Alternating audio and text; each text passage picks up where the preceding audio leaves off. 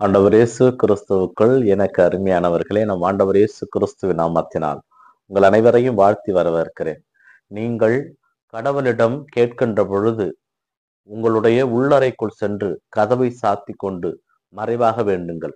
மறைவாய் இருக்கின்றதை காணுகின்ற உங்கள் தந்தையும் உங்களுக்கு உரிய ஆசிரியை வழங்குவார். பிரியமானவர்களே, இன்றைய வார்த்தை பகிர்வு நிகழ்விலே தவ காலத்தினுடைய 8வது நாளிலே நாம் இருக்கின்றோம்.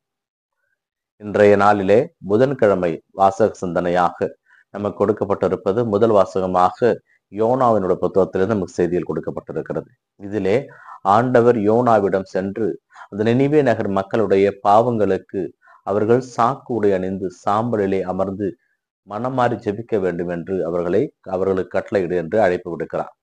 யோனாவும் அங்கே சென்று நீங்கள் செய்த பாவங்களுக்கு நீங்கள் மனம் வருந்தவில்லை என்றால் இன்னும் 40 நாட்களிலே நினிவே நகரம் அழிக்கப்படும் என்ற செய்தியை இங்கே சொல்லுகிறார்.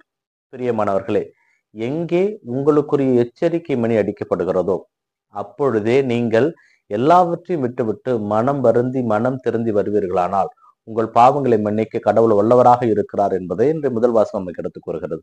ஏனென்றால் யோனாவினுடைய வார்த்தைகளுக்கு அந்த மக்கள் அனைவரும் தலைவணங்கினார்கள்.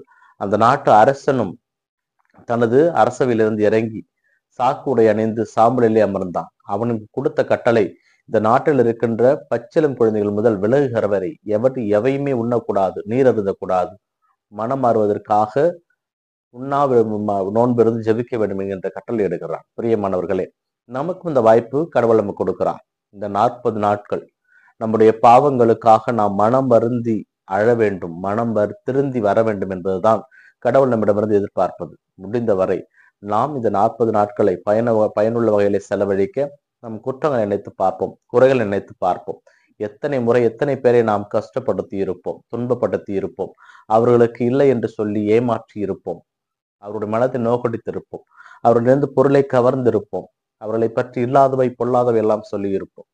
இந்த நேரம் தவ காலத்தினுடைய நாள், இரக்கத்தினுடைய காலம், ஆசிரியனுடைய காலம். இந்த காலத்திலே நம்மையே நாம் ஒரு முறை சுய ஆய்வு செய்து பார்ப்போம், நாம் எந்த நிலையில் இருக்கிறோம் என்பதை. பிறகு யோனாவினுடைய வார்த்தையை நம்மளுடையதாக்குவோம், இறைவனுடைய ஆசிரியை முயற்சி செய்வோம். இந்த நற்செய்தி வாசகத்திலே ஆண்டவர் இயேசு கிறிஸ்து யோனாவினுடைய அடையாளத்தை தவிர வேறு எந்த அடையாளமும் இந்த தலைமுறையினருக்கு கொடுக்கப்பட மாட்டாது என்று தெளிவாக சொல்லுகிறார். ஏனென்றால் யோனாவினுடைய பேச்சை கேட்டு அந்த மக்கள் அனைவரும் தங்கள் மனதை மாற்றிக்கொண்டு சாக்கு உடை அணிந்து சாம்பலிலே அமர்ந்தார்கள். அந்த நினிவே நகர் முழுவதும் சாம்பலிலே அமர்ந்தது. நம்மை பார்த்து நம் ஆண்டவர் இயேசு சொல்லுகிறார், நம்மை குறித்து நினிவே நகர மக்களும் தென்னாட்டு அரசியும் கண்டனம் செய்வார்கள். ஏனென்றால் இறைவனுடைய குரலுக்கு அவர்கள் செவி கொடுத்து மனம் மாறியவர்கள்.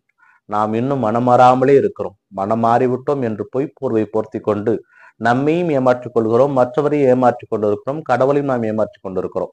இந்த 40 நாட்கள் நம்மையே நாம் சுய ஆய்வு செய்து நான் எப்படி இருக்கிறேன் என்பதை கண்டறிந்து கடவுளுக்கு உரிய பிள்ளையாக நாம் மாறாவிட்டால் நமக்கும் யோனா சொன்ன செய்திதான், 40 நாட்களிலே நினிவே நகரம் அழிக்கப்படும் என்பது போல இந்த 40 நாட்கள் கடவுளுக்கு உரிய மக்களாக நாம் வாழவில்லை என்றால் கடவுளிடமிருந்து ஆசி நமக்கு கிடைக்காது.